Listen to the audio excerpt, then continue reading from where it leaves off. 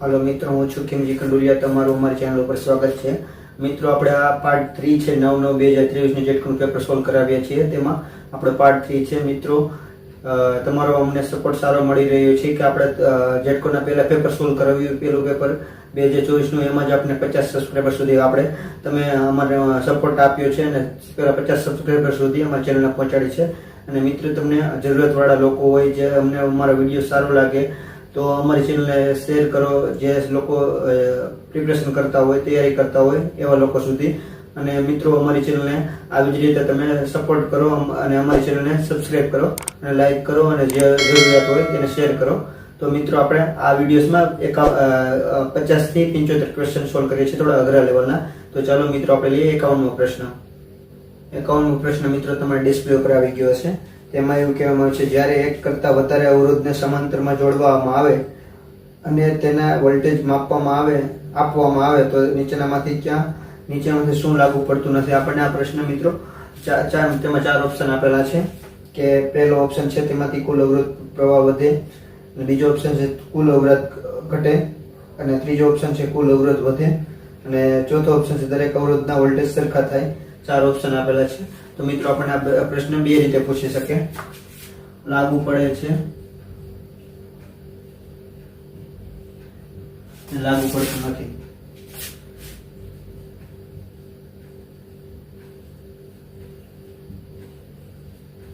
आपने प्रश्न में पूछवामां छे के शुं लागू पड़तुं नथी।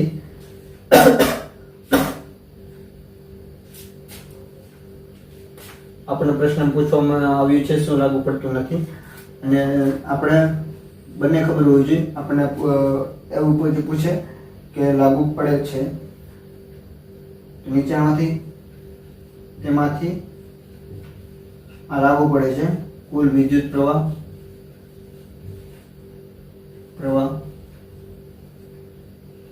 વધે।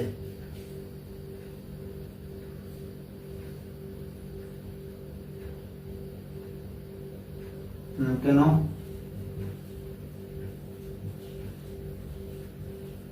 प्रवाह घटे।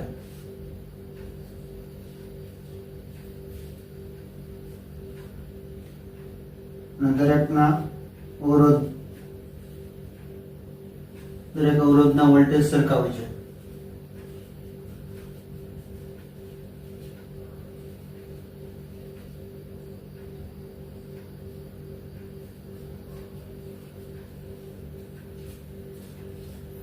आ लागू पड़े छे पण आपने पूछवामां आवे छे लागू पड़तुं नथी।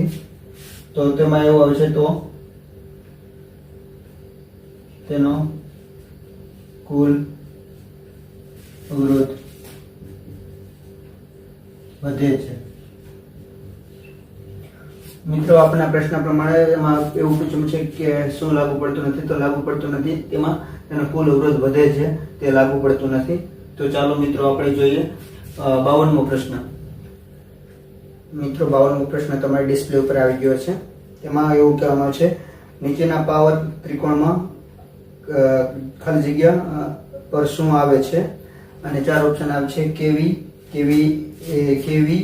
પછી બીજો ઓપ્શન છે કે, અને ત્રીજો ઓપ્શન કેઓ, અને ચોથો ઓપ્શન છે કેવીએ। આપણને આવી રીતે પ્રશ્ન પૂછવામાં આવ્યો છે। AW KVR। तो अहींया शुं आवे छे, तो आपणे जोईए तो आने कहेवाय P पावर ट्रायंगल। आपणे આગલા જેટકોના 2024 ના પેપરમાં આપણે આવી રીતના પ્રશ્નની થિયરી આપણે ડીપલી સમજાવી હતી કે આવી રીતે ટ્રાયંગલમાં પ્રશ્ન પૂછાય તો બધી રીતે કઈ રીતે સોલ્વ કરી શકીએ। તો મિત્રો, આપણે તમે આ 2024 ના જેટકોનો પેપર વિડિયો જોયો ન હોય તો તમે જોઈ લેજો, તેમાં તમને ખબર પડી જશે। તો મિત્રો, આમાં આપણે શોધવાનું કીધું છે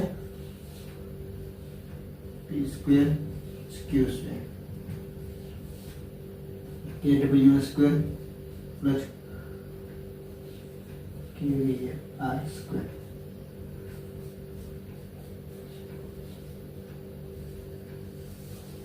मित्र, आनो जवाब आवे छे केवीए।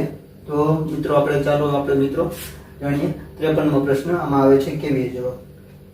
મિત્રો, 53મો પ્રશ્ન તમારી ડિસ્પ્લે ઉપર આવી ગયો છે। તેમાં કહેવામાં આવે છે, આ કયા પ્રકારના ડિજિટલ ગેટમાં બધા ઇનપુટ સિગ્નલ 1 હોય તો આઉટપુટ સિગ્નલ 0 હોય। 4 ઓપ્શન આપેલા છે। એન્ડ ગેટ, બીજો ઓપ્શન છે ઓર ગેટ, ત્રીજો ઓપ્શન છે નોર ગેટ અને ચોથો ઓપ્શન છે નેન્ડ ગેટ. આપણને એવું આપવામાં છે કે બધા ઇનપુટ 1 હોય તો આઉટપુટ 0 મળે. તો કયો ગેટ હશે? આવી રીતે પૂછેલું છે મિત્રો. આપણે 2024 ના જેટકોના પેપરમાં આપણે 7 પ્રકારના ગેટ હોય છે. એ ગેટને બધી રીતે આપણે ડીપલી એક્સપ્લેન કર્યા છે. તેમાં આકૃતિ, તેના ઇક્વેશન બધી રીતે. અને આપણે આમાં ઇક્વેશન આપણે બધાના જોશું. નોટ ગેટ છે, નોટ ગેટ. બીજા નંબરે છે એન્ડ ગેટ.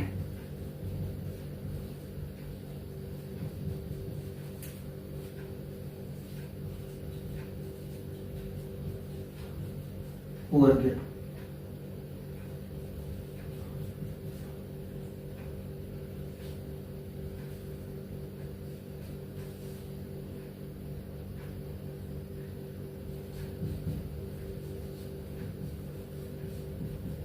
નેન્ડ ગેટ ચોથા નંબરનો. પાંચમા નંબરે છે નોર ગેટ.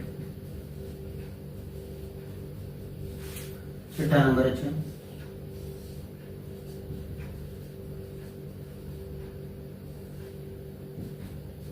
XOR gate. સાતમા નંબરે છે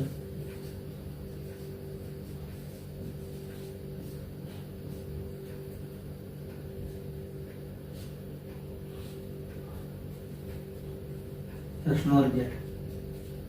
તો મિત્રો આપણે 7 પ્રકારના આ ગેટ જોઈએ અને તેમાં ઇક્વેશન જોઈએ. આપણે ઇક્વેશન ઉપર ડાયરેક્ટ આપણે જોઈ શકીએ અને આમાં વેલ્યુ પુટ કરીને આપણે ફાઇન્ડ કરી શકીએ. તો મિત્રો આપણે ઇક્વેશન પરથી આપણે ફાઇન્ડ કરતા જોતા આપણને ખબર પડી જાય છે કે આનો જવાબ આપણે છે આવે છે એન્ડ ગેટ. NAND gate. તો મિત્રો આપણે આનો જવાબ આવે છે નેન્ડ ગેટ.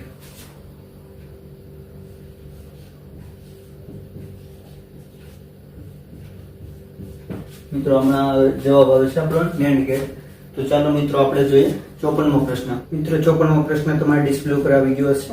તેમાં કહેવામાં આવે છે બે 10 ઓહમના અવરોધને સમાંતર જોડીને તેને 10 વોલ્ટની બેટરી સાથે જોડવામાં આવે તો બેટરીનો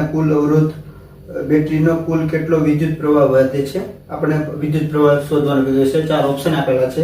1 એમ્પિયર, બીજો ઓપ્શન છે 2 એમ્પિયર અને ત્રીજો ઓપ્શન છે 0.5 એમ્પિયર અને ચોથો ઓપ્શન છે 10 એમ્પિયર. તો મિત્રો આપણને પ્રશ્નમાં એવું છે 10 ઓહમના બે અવરોધ સમાંતરમાં જોડવામાં આવે છે અને તેની સાથે 10 વોલ્ટની બેટરી જોડવામાં આવે છે.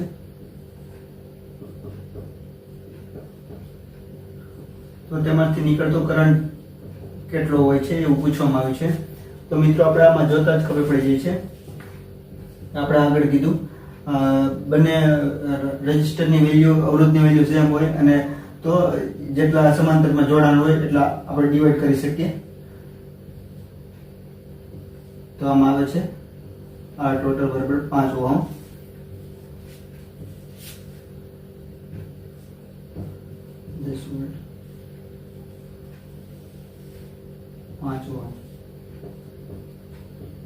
કરંટ આપણને શોધવાનો કીધો છે. તો આપણે કયામાં કરંટ આવે છે? Current total V/R. વોલ્ટેજ ટોટલમાં R ટોટલ 10/5. તો કરંટ ટોટલ આપણો આવે છે 2 એમ્પિયર. તો મિત્રો આપણા આમાં જવાબ છે 2 એમ્પિયર જવાબ આવે છે. આપણે જોઈએ સ્ટેપ બાય સ્ટેપ. આપણે આમાં 2 એમ્પિયર જવાબ આવે છે. મિત્રો 55મો પ્રશ્ન તમારી ડિસ્પ્લે ઉપર આવી ગયો હશે. તેમાં એવું કહેવામાં છે 5 માઇક્રોફેરાડના બે કેપેસિટરને સમાંતરમાં જોડવામાં આવે તો કુલ કેપેસિટન્સ કેટલો થાય? પહેલો ઓપ્શન છે 10 માઇક્રોફેરાડ, બીજો ઓપ્શન છે 2.5 અને 10 માઇક્રોફેરાડ અને ત્રીજો ઓપ્શન છે 5 અને 10 માઇક્રોફેરાડ અને ચોથો ઓપ્શન છે 20 માઇક્રોફેરાડ. આપણને મિત્રો બે કેપેસિટર આપેલા છે.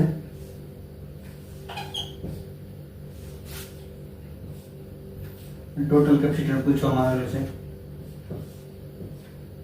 5 માઇક્રોફેરાડના.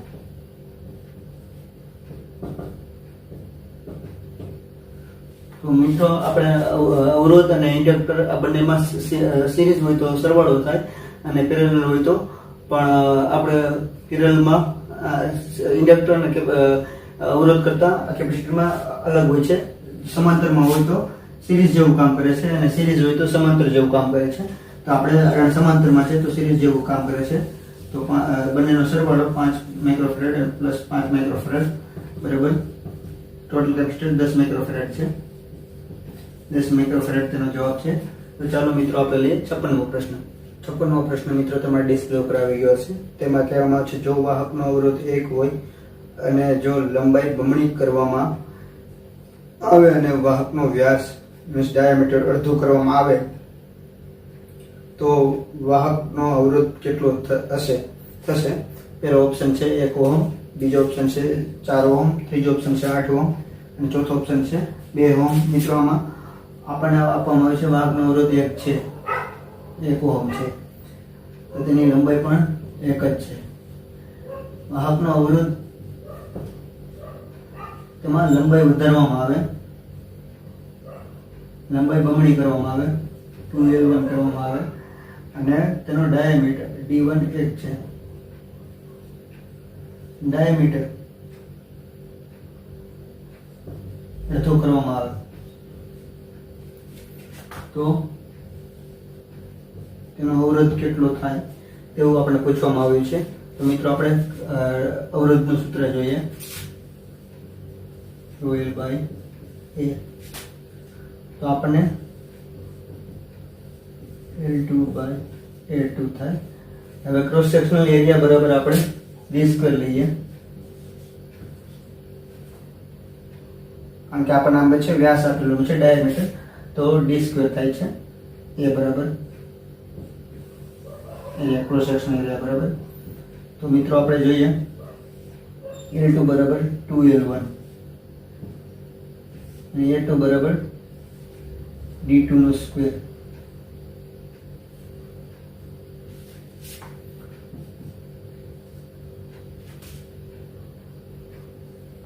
L1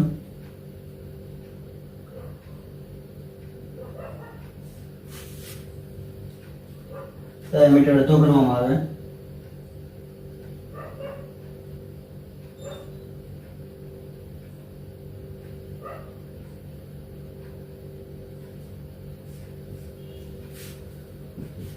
ચાર ઉપર હોય છે તો 8 રો L1 D1 નો સ્ક્વેર. તો આપણે મિત્રો આમાં આવે છે 8 R2 અને R1 ની કિંમત છે 1 તો R2 બરાબર 8 ઓહમ જવાબ આવે છે. મિત્રો R2 બરાબર 8 ઓહમ જવાબ આવે છે. તો મિત્રો આપણે જોયું એ પ્રમાણે આમાં 56મા પ્રશ્નમાં જવાબ આવે છે R2 બરાબર અવરોધ તો નવો અવરોધ વાહકનો નવો અવરોધ 8 ઓહમ થાય છે. તો ચાલો મિત્રો આપણે જોઈએ 57મો પ્રશ્ન. 57મો પ્રશ્ન મિત્રો તમારા ડિસ્પ્લે ઉપર આવી ગયો હશે. તેમાં એવું કહેવામાં આવે છે આ કયા પ્રકારનો લોજિક ગેટ પ્રમાણે આઉટપુટ V3 આપશે. એમાં 4 ઓપ્શન આપેલા છે AND ગેટ, બીજો ઓપ્શન છે OR ગેટ, ત્રીજો ઓપ્શન છે NOT ગેટ અને ચોથો ઓપ્શન છે XOR ગેટ. તો મિત્રો આપણને આવી રીતે આકૃતિ આપેલી છે.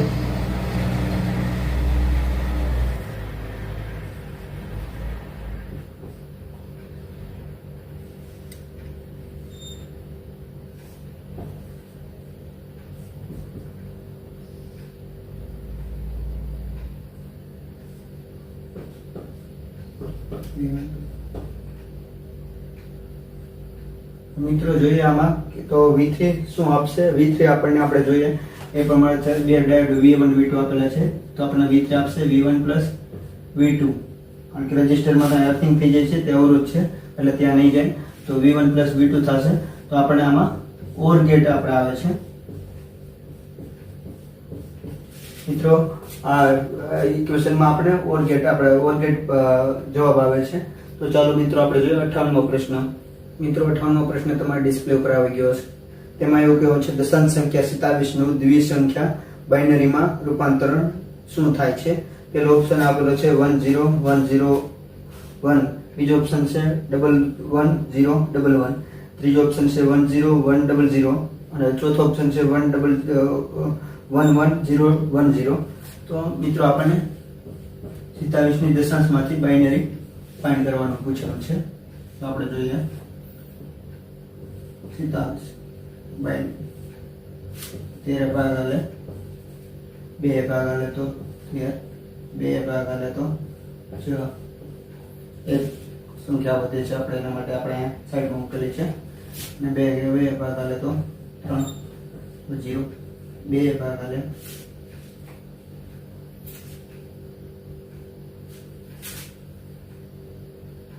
ને 2 ભાગ હાલે 1 ભાગ હાલે તો 1. તો મિત્રો આપણે અહીંથી જ આપણે જોવાનું હોય, પાછળથી ચાલુ કરવાનું હોય આવી રીતે. તો તેનો જવાબ આવશે 1 1 0 1 1. આપણે બાઇનરી સંખ્યાનો જવાબ છે 1 1 0 1 1. તો મિત્રો આપણે 58મા પ્રશ્નમાં 27 નો દશાંશમાંથી બાઇનરીમાં કન્વર્ટ કરેલું છે. તો આપણે 1 1 0 1 1 જવાબ આપણો આવશે. તો ચાલો મિત્રો આપણે જોઈએ 58મો પ્રશ્ન 59મો પ્રશ્ન જોઈએ. ચાલો મિત્રો આપણે 59મો પ્રશ્ન મિત્રો તમારા ડિસ્પ્લે ઉપર આવી ગયો છે. તેમાં એવું કહેવામાં છે ઇન્ડક્શન મોટરના જો 2 પોલ હોય અને તેના આપવામાં આવતા વોલ્ટેજની આવૃત્તિ 50 હર્ટ્ઝ હોય તો મોટરની સ્પીડ કેટલી હશે? 4 ઓપ્શન આપેલા છે. પહેલો ઓપ્શન છે 1500 આરપીએમ, બીજો ઓપ્શન છે 1000 આરપીએમ, અને ત્રીજો ઓપ્શન છે 3000 અને ચોથો ઓપ્શન છે 750 આરપીએમ. તો મિત્રો આપણે આમાં 2 પોલ આપેલા છે અને ફ્રીક્વન્સી 50 હર્ટ્ઝ આપેલી છે. ઇન્ડક્શન મોટરમાં સિંક્રોનાઇઝ સ્પીડ પૂછેલી છે. તેનું સૂત્ર છે 120 A/4. તો 120 50 ફ્રીક્વન્સી આપેલી છે અને પોલ 2 આપેલા છે. તો આપણને આમાં આવે છે 3000 જવાબ. 3000 આરપીએમ સિંક્રોનાઇઝ સ્પીડ. તો મિત્રો આપણને આ સૂત્ર છે સિંક્રોનાઇઝ સ્પીડનું વારવાર પૂછાય છે. 2024માં પણ આ સિંક્રોનાઇઝ સ્પીડના દાખલા આપણે પૂછાઈ શક્યા છે. તેમાં આપણને ડીપલી મેં સમજાવ્યું છે કે ફ્રીક્વન્સી પૂછાય કે પોલ પૂછાય તો તમે કઈ રીતે સાચો જવાબ આપી શકો. તો ચાલો મિત્રો આપણે જોઈએ 60મો પ્રશ્ન. 60મો પ્રશ્ન મિત્રો તમારા ડિસ્પ્લે ઉપર આવી ગયો છે. તેમાં એવું કહેવામાં છે 4 પ્રકારના થ્રી ફેઝ કનેક્શનમાં 2 લાઇન વચ્ચે 440 વોલ્ટેજ આપવામાં આવે તો તેના ફેઝ વોલ્ટેજ કેટલા હશે? પહેલો ઓપ્શન છે 400 વોલ્ટેજ, બીજો ઓપ્શન છે 440 વોલ્ટેજ, ત્રીજો ઓપ્શન છે 254 વોલ્ટેજ અને ચોથો ઓપ્શન છે 230 વોલ્ટેજ. મિત્રો આપણને સ્ટાર પ્રકારના વાઇન્ડિંગ કીધેલું છે. સ્ટાર પ્રકારનું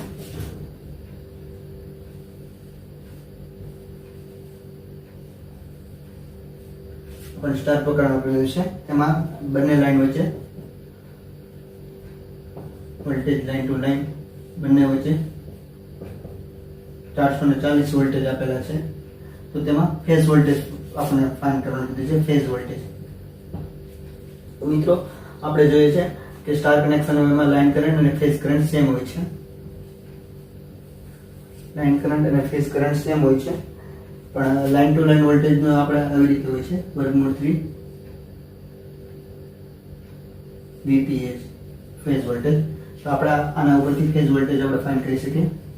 V phase voltage line to line √3. તો 440 આપણે લાઈન વોલ્ટેજ આપેલા છે અને √3 ની કિંમત છે આ 101 પર. તો તેનો ફેઝ વોલ્ટેજ થાય છે 254. તો મિત્રો આપણે આમાં જવાબ આવે છે V ફેઝ વોલ્ટેજ બરાબર 254 વોલ્ટેજ થાય છે. તો આપણો જવાબ છે 254 voltage V line to line. અને મિત્રો આપણને ડેલ્ટા વાઇન્ડિંગ પૂછવામાં આવે. ડેલ્ટા વાઇન્ડિંગ તો તેમાં મિત્રો આપણને આવે છે લાઈન વોલ્ટેજ અને ફેઝ વોલ્ટેજ સેમ હોય છે. લાઈન વોલ્ટેજ અને ફેઝ વોલ્ટેજ સેમ હોય છે. તો તેમાં કરંટ ડિફરન્સ હોય છે. લાઈન કરંટ બરાબર √3 I ફેઝ કરંટ. મેં કે I ફેઝ કરંટ પૂછે તમને તો લાઈન કરંટ છેદમાં √3 આપણે આવી રીતે ડેલ્ટા વાઇન્ડિંગ નો પ્રશ્ન પૂછે તો આપણે આવી રીતે જવાબ આપણે આપી શકીએ છીએ. અને સ્ટાર વાઇન્ડિંગમાં લાઈન કરંટ અને ફેઝ કરંટ સેમ હોય છે અને ડેલ્ટા વાઇન્ડિંગમાં લાઈન વોલ્ટેજ અને ફેઝ વોલ્ટેજ સેમ હોય છે. તો ચાલો મિત્રો આપણે જોઈએ 61મો પ્રશ્ન. 61મો પ્રશ્ન મિત્રો તમારા ડિસ્પ્લે ઉપર આવી ગયો છે. તેમાં એવું કહેવામાં છે જો કોઈ એસી સપ્લાયની આવૃત્તિ 500 હર્ટ્ઝ હોય તો તેના એક સિગ્નલનો પસાર થવાનો સમય કેટલો હોય? 4 ઓપ્શન આપેલા છે. પહેલો ઓપ્શન છે કે 0.2 સેકન્ડ, બીજો ઓપ્શન છે 0.1 0.2 સેકન્ડ, અને ત્રીજો ઓપ્શન છે 0.002 સેકન્ડ, અને ચોથો ઓપ્શન છે 2 સેકન્ડ. તો આપણે મિત્રો આપણે જોઈએ ફ્રીક્વન્સીનું સૂત્ર છે 1/t. તો એક સાયકલ પૂરી થતા લાગતો સમય કેટલો હોય છે? તો આપણને ટાઈમ પૂછેલો છે. આ ફ્રીક્વન્સીનું સૂત્ર છે. તો ટાઈમ પૂછેલું છે તો આપણને 1/f આવે. 1/500 આપણે જોઈએ તો આપણને આમાં જવાબ આવે છે 1/5 એટલે 0.2 થાય, અને ગુણ્યા 10⁻². તો આપણે આમાં જવાબ આવે છે 0.002 સેકન્ડ.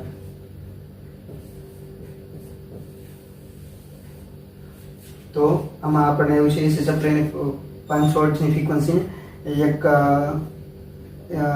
સિગ્નલનો પસાર થવાનો સમય 0.002 સેકન્ડ થાય છે. તો ચાલો મિત્રો આપણે જોઈએ 62મો પ્રશ્ન. 62મો પ્રશ્ન મિત્રો તમારા ડિસ્પ્લે ઉપર આવી ગયો હશે. તેમાં એવું કહેવામાં આવે છે જ્યારે 3 અવરોધને સિરીઝમાં જોડવામાં આવે તો દરેક અવરોધ માટે નીચેનામાંથી કયું એક સરખું હશે? બીજો પેલો ઓપ્શન છે વોલ્ટેજ, બીજો ઓપ્શન છે વિદ્યુત પ્રવાહ, અને ત્રીજો ઓપ્શન છે વોલ્ટેજ અને વિદ્યુત પ્રવાહ બંને, અને ચોથો ઓપ્શન છે પાવર. તો મિત્રો આપણે જોઈએ કે આપણને ખબર છે કે સિરીઝ અને સમાંતર આપણને પૂછવામાં આવે છે. સિરીઝમાં જોડવામાં આવે તો સિરીઝમાં વિદ્યુત પ્રવાહ હંમેશા સેમ હોય છે, અને સમાંતર પૂછવામાં આવે તો વોલ્ટેજ સેમ હોય છે. શું સરખું હોય છે? આપણે સિરીઝ પૂછવામાં આવે છે, પણ આપણને સમાંતર પણ પૂછવામાં આવે તો આપણને ખબર હોવી જોઈએ કે સમાંતરમાં વોલ્ટેજ સેમ હોય છે અને સિરીઝમાં વિદ્યુત પ્રવાહ સેમ હોય છે. ચાલો મિત્રો આપણે લઈએ 63મો પ્રશ્ન. 63મો પ્રશ્ન મિત્રો તમારા ડિસ્પ્લે ઉપર આવી ગયો હશે. તેમાં એવું કહેવામાં આવે છે 10 ઓહમના 3 અવરોધને સમાંતરમાં જોડવામાં આવે તો કુલ અવરોધનું મૂલ્ય કેટલું થાય? પહેલો ઓપ્શન છે 30 ઓહમ, બીજો ઓપ્શન છે 3.33 ઓહમ, ત્રીજો ઓપ્શન છે 3 ઓહમ, ચોથો ઓપ્શન છે 100 ઓહમ. આમાં 10 ઓહમના 3 રેઝિસ્ટરને સમાંતરમાં જોડવામાં આવે છે. 10 ઓહમ તો તેનો ટોટલ રેઝિસ્ટર કેટલો થાય છે એવું પૂછવામાં આવ્યું છે. આ ટોટલ. તો મિત્રો આપણે જોયું હતું કે સેમ વેલ્યુનો અવરોધ સમાંતરમાં હોય તો તેને આર ટોટલ બરાબર જેટલા સમાંતરમાં હોય એટલા આપણે આંકડા વડે ભાંગવું પડે. તો આપણે 10.3 થાય તો આનો જવાબ થાય છે 3.33 ઓહમ. આર ટોટલ જવાબ આવે છે 3.33 ઓહમ. તો ચાલો મિત્રો આપણે જોઈએ 64મો પ્રશ્ન. 64મો પ્રશ્ન મિત્રો તમારા ડિસ્પ્લે ઉપર આવી ગયો છે. તેમાં કહેવામાં આવે છે ડીસી મોટરમાં ઉત્પન્ન થતો ટોર્ક શેના પર આધાર રાખે છે? અને આ પ્રશ્ન બે રીતે પૂછાઈ શકે છે. આધાર રાખે છે અને આધાર રાખતો નથી.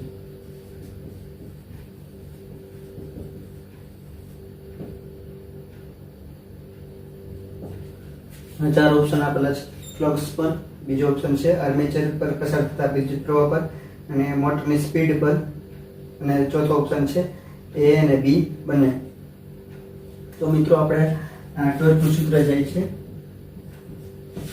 કે ફાઈ આઈ. કે છે કોન્સ્ટન્ટ છે, અચળ. ફ્લક્સ છે અને કરંટ છે તો આધાર રાખે છે ફ્લક્સ પર અને છે આર્મેચરમાંથી, અને બીજો છે આર્મેચરમાંથી પસાર થતો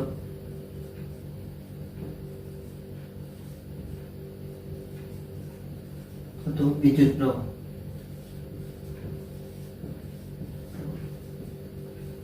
આના ઉપર આધાર રાખે છે. આપણે આ જોઈ રહ્યું છે આ સૂત્ર ઉપરથી કે ફ્લક્સ ઉપર અને આર્મેચર વિદ્યુત પ્રવાહમાંથી પસાર થતો આર્મેચરમાંથી પસાર થતો વિદ્યુત પ્રવાહ તેના ઉપર આધાર રાખે છે.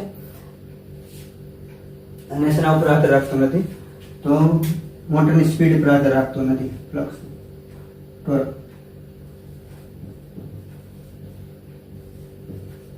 આપણને મિત્રો બે રીતે પ્રશ્ન પૂછે છે, પણ આપણને પૂછવામાં આવે છે આધાર રાખે છે તો તેના માટે આ બંને ઉપર આધાર રાખે છે. ફ્લક્સ ઉપર આર્મેચરમાંથી પસાર થતો વિદ્યુત પ્રવાહ આ બંને પર આપણે આધાર રાખે છે. તો ચાલો મિત્રો આપણે જોઈએ 65મો પ્રશ્ન. મિત્રો 65મો પ્રશ્ન તમારા ડિસ્પ્લે ઉપર આવી ગયો છે. તેમાં એવું કહેવામાં છે જો ટ્રાન્સફોર્મર પ્રાઇમરી વાઇન્ડિંગ આંટાની સંખ્યા સેકન્ડરીના આંટાની સંખ્યા કરતાં વધારે હોય તો અને 4 ઓપ્શન આપે છે secondary winding voltage primary voltage કરતાં વધે, અને બીજો ઓપ્શન આપે છે સેકન્ડરી વાઇન્ડિંગ ના વોલ્ટેજ પ્રાઇમરી વાઇન્ડિંગ ના વોલ્ટેજ કરતાં વોલ્ટેજ ઘટે, અને સેકન્ડરી વાઇન્ડિંગ ના વોલ્ટેજ પ્રાઇમરી વાઇન્ડિંગ ના વોલ્ટેજ સરખા રહે. Secondary winding voltage primary winding ના વોલ્ટેજ કરતાં બમણા હોય છે. તો આપણે આમાં ટ્રાન્સફોર્મર એવું કહેવામાં આવે છે પ્રાઇમરી વાઇન્ડિંગ આટાની સંખ્યા સેકન્ડરી વાઇન્ડિંગ કરતાં વધુ હોય છે. તો આપણે જોઈએ તો આને સ્ટેપ ડાઉન ટ્રાન્સફોર્મર કહે છે.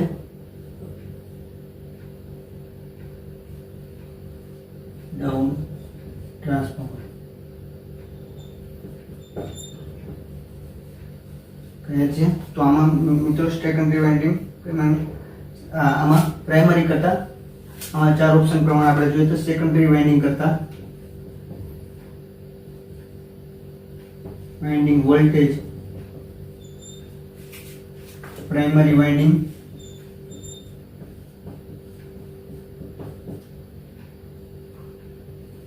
આ વોલ્ટેજ ઘટે છે.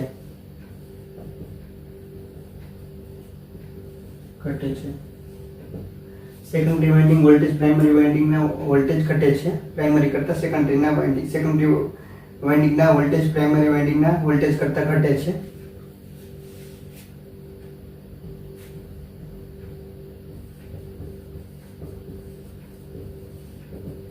કારણ કે આ સ્ટેપ ડાઉન ટ્રાન્સફોર્મર છે. અને આવી જ રીતે મિત્રો પૂછે આપણને કે પ્રાઇમરી કરતા સેકન્ડરી નું હોય તો તેને સ્ટેપ અપ ટ્રાન્સફોર્મર કહે છે.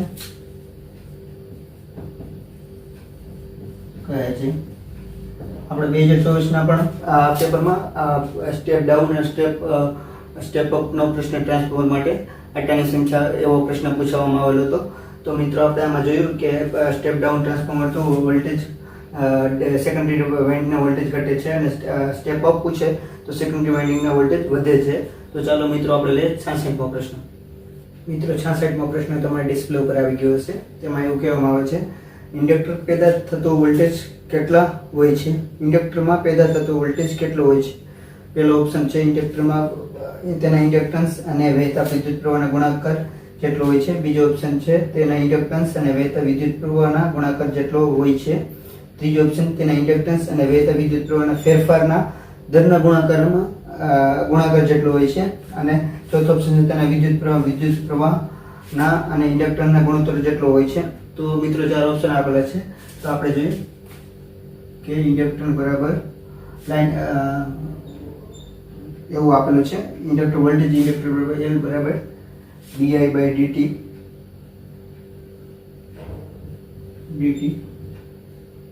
તો આપણે આમાં એવી રીતે કરવામાં આવે છે ઇન્ડક્ટર તેના ઇન્ડક્ટન્સ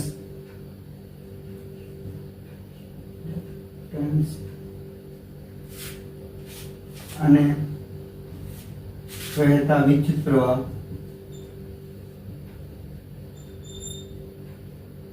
ના ફેરફાર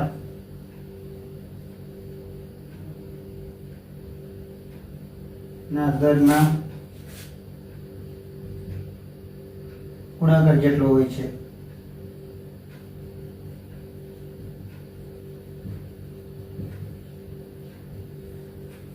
આવી જ રીતે આપણે કેપેસિટરમાં પૂછે કે કેપેસિટર કરંટમાં શું સૂત્ર થાય છે. આ ઇન્ડક્ટરનું છે. કેપેસિટરમાં પૂછે તો કેપેસિટર કરંટ બરાબર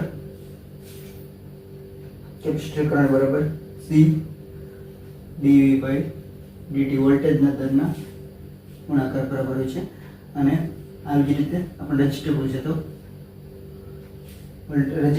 પૂછે તો આપણે IR લખી શકીએ. આપણને પૂછવામાં આવે છે ઇન્ડક્ટર. તો ઇન્ડક્ટર શેના માટે? તેના ઇન્ડક્ટન્સ અને વહેતા વિદ્યુત પ્રવાહના ફેરફારના દરના ગુણાકાર જેટલો હોય છે. તેમાં આ ઇક્વેશન પરથી આપણે જાણ્યું. તો ચાલો મિત્રો આપણે જોઈએ 67મો પ્રશ્ન.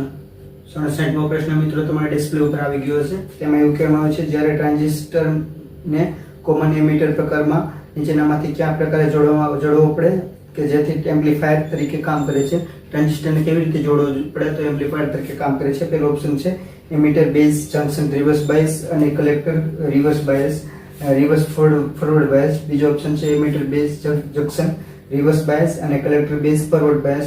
ત્રીજો ઓપ્શન છે emitter base junction forward bias અને collector base reverse bias.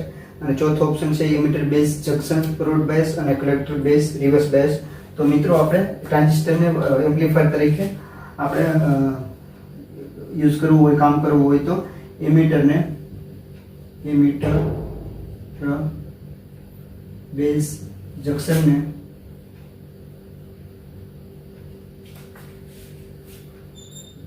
Junction forward bias અને કલેક્ટર બેઝ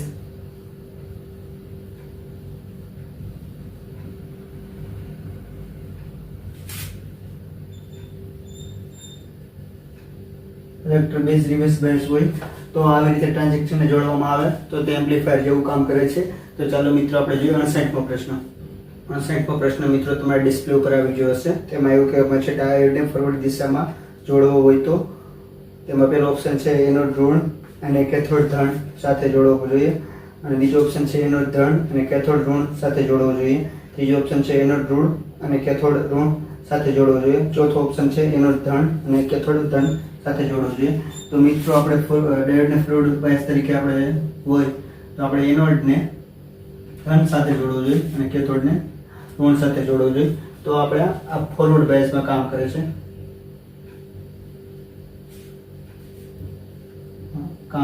છે. ડાયોડ. તો મિત્રો આપણે જોઈએ કે આપણે ડાયોડને સિમ્બોલ છે. ડાયોડને ફોરવર્ડ બાયસમાં કામ કરાવવા માટે એનોડને ધન બાજુ જોડવો જોઈએ અને કેથોડને ઋણ બાજુ જોડવો જોઈએ. તો ચાલો મિત્રો આપણે જોઈએ 69મો પ્રશ્ન.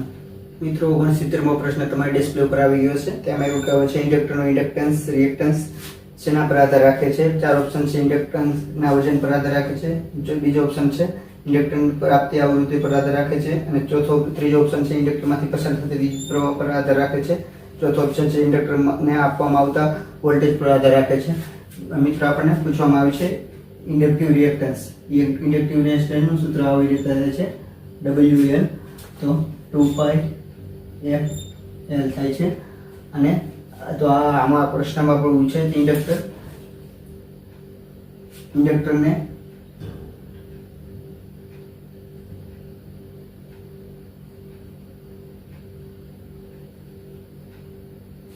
આપતી આવૃત્તિ પર આધાર રાખે છે.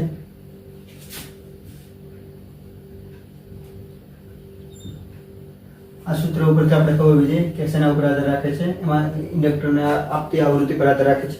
આવી રીતે મિત્રો કેપેસિટિવ રિએક્ટન્સ પૂછે તો એમાં આવી રીતે સૂત્ર થાય છે.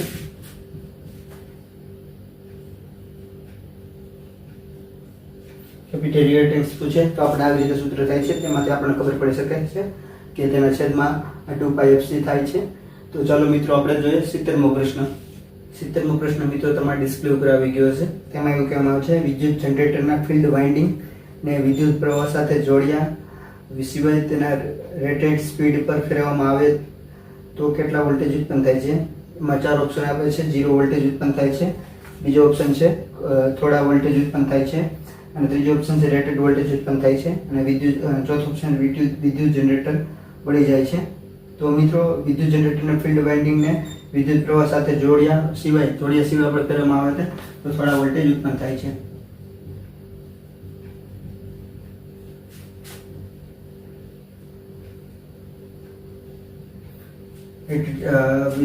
થોડા વોલ્ટેજ ઉત્પન્ન થાય છે. તો ચાલો મિત્રો આપણે જોઈએ 71મો પ્રશ્ન. મિત્રો 71મો પ્રશ્ન તમારી ડિસ્પ્લે ઉપર આવી ગયો છે. તેમાં એવું કહેવામાં આવે છે શુદ્ધ અર્ધવાહક જો ટ્રાઇવેલેન્ટ અથવા પેન્ટાવેલેન્ટ સુધી ઉમેરવામાં આવે તો શું થાય છે? તેનો પહેલો ઓપ્શન છે તેનો અવરોધ વધે છે. બીજો ઓપ્શન છે તેનો અવરોધ ઘટે છે. અને ત્રીજો ઓપ્શન છે તેનો અવરોધમાં કોઈ ફેરફાર ના થાય. અને ચોથો ઓપ્શન છે તેની વિદ્યુત પ્રવાહની ક્ષમતા ઘટે છે. તો મિત્રો આમાં ટ્રાઇવેલેન્ટ અને પેન્ટાવેલેન્ટ સુધી ઉમેરવામાં આવે છે શુદ્ધ અર્ધવાહકમાં તો તેનો અવરોધ ઘટે છે.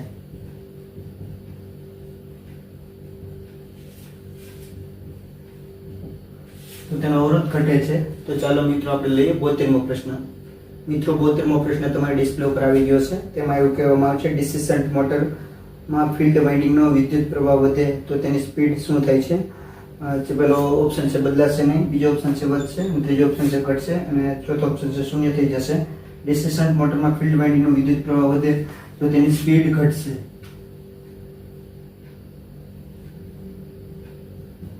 ડીસી મોટરમાં ડીસી શન્ટ મોટરમાં ફિલ્ડ વાઇન્ડિંગમાં વિદ્યુત પ્રવાહ વધે તો તેની સ્પીડ ઘટે છે. તો ચાલો મિત્રો આપણે જોઈએ 73મો પ્રશ્ન. 73મો પ્રશ્ન મિત્રો તમારા ડિસ્પ્લે ઉપર આવી ગયો હશે. તેમાં એવું કહેવામાં છે PMMC પ્રકારના ઉપકરણ ક્યાં વિદ્યુત પ્રવાહ માટે છે? પહેલો ઓપ્શન છે AC, બીજો ઓપ્શન છે DC, અને ત્રીજો ઓપ્શન છે AC અને DC બંને, અને ચોથો ઓપ્શન ખૂબ જ વધારે આવૃત્તિ ધરાવતો પ્રવાહ માટે PMMC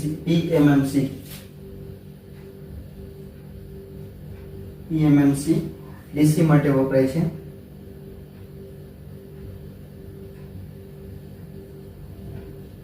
મિત્રો PMMC નું ફૂલ ફોર્મ પૂછે તો આપણને આવડવું જોઈએ. પરમેનન્ટ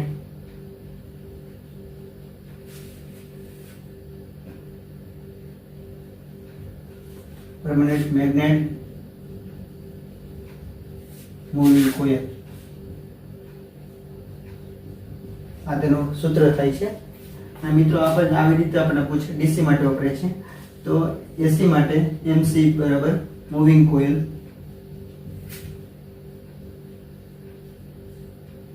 તેનું પૂરું નામ થાય છે. તે મિત્રો AC માટે વપરાય છે.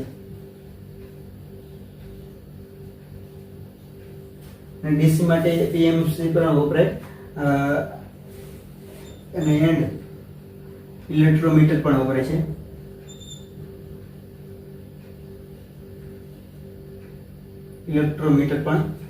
છે. અને આવી જ રીતે આપણા મિત્રો જોઈએ તો AC અને DC બંનેમાં MI મૂવિંગ આયરન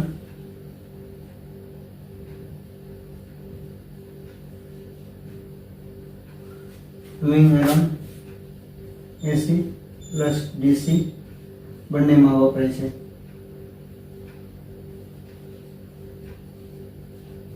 તો મિત્રો આપણે જોયું કે PMMC શેના માટે વપરાય છે, PMC DC માટે વપરાય છે, અને તેનું ફૂલ ફોર્મ પણ જોયું પરમેનન્ટ મેગ્નેટ મૂવિંગ કોઇલ.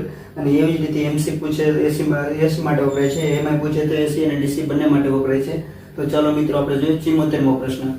મિત્રો 74મો પ્રશ્ન તમારા ડિસ્પ્લે ઉપર આવી ગયો છે. તેમાં એવું કહેવામાં છે જો સરખા પ્રકારની ધાતુ વાપરવામાં આવે છતાં પણ કેબલની વીજ પ્રવાહની ક્ષમતા વાયર કરતાં વધારે હોય છે, કારણ કે પેલો ઓપ્શન છે કેબલ બનાવવા માટે પદ્ધતિ ખૂબ જ સારી હોય છે, બીજો ઓપ્શન છે કેબલ વાહકની જાડાઈ વધારે હોય છે, ત્રીજો ઓપ્શન છે કેબલ સારા પ્રકારની અવાહક વપરાય છે, અને ચોથો ઓપ્શન છે કેબલમાં અર્થિંગ માટે ખાસ પ્રકારનો વાહક મૂકવામાં આવે છે. તો આમાં ચાર ઓપ્શનમાંથી આપણે જોઈએ તો કેબલના વાહકની જાડાઈ વધારે હોય છે.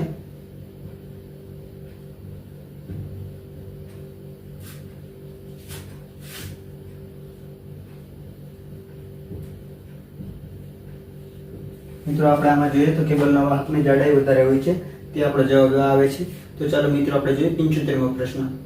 75મો પ્રશ્ન મિત્રો તમારા ડિસ્પ્લે ઉપર આવી ગયો હશે. તેમાં એવું કે છે ટ્રાન્સમિશન લાઇનમાં વાહક SR ની વચ્ચે વાપરવામાં આવતો સ્ટીલનો વાયર શું કામ કરે છે? પહેલો ઓપ્શન છે ટ્રાન્સમિશન લાઇનનો અવરોધ ઘટે છે, બીજો ટ્રાન્સમિશન લાઇનની મજબૂતી આપે છે, ત્રીજો ઓપ્શન છે ટ્રાન્સમિશન લાઇનનું વજન ઘટાડે છે, અને ચોથો ઓપ્શન ખર્ચ વધારે થાય છે ટ્રાન્સમિશન લાઇનનો. તો તેમાંથી SCSR વાયરમાં વચ્ચે સ્ટીલનો વાયર ટ્રાન્સમિશન લાઇનની મજબૂતી આપે છે.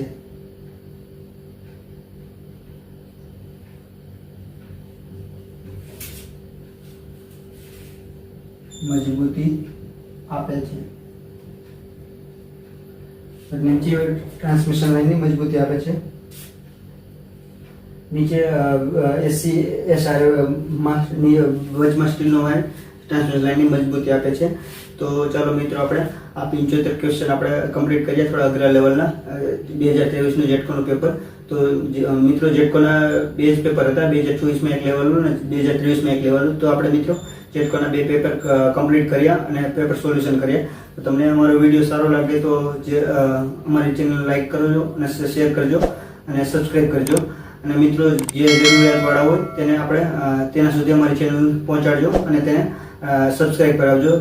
સબસ્ક્રાઈબ કરવાથી અમારી નોટિફિકેશન તમને મળતી રહેશે અને નવો વિડીયો આવશે તો તમને ખબર પડશે. અને મિત્રો આપણે આગલા વિડીયોઝમાં હવે આપણે PGVCLના પેપર સોલ્વ કરવાના છે. તો આપણે મળશું PGVCLના પેપર સોલ્વ કરવા માટે. તેમાં પણ 3 પાર્ટ રહેવામાં આવશે, પાર્ટ 1, પાર્ટ 2 અને પાર્ટ 3. તો ચાલો મિત્રો આપણે મળીએ PGVCLના પેપરમાં.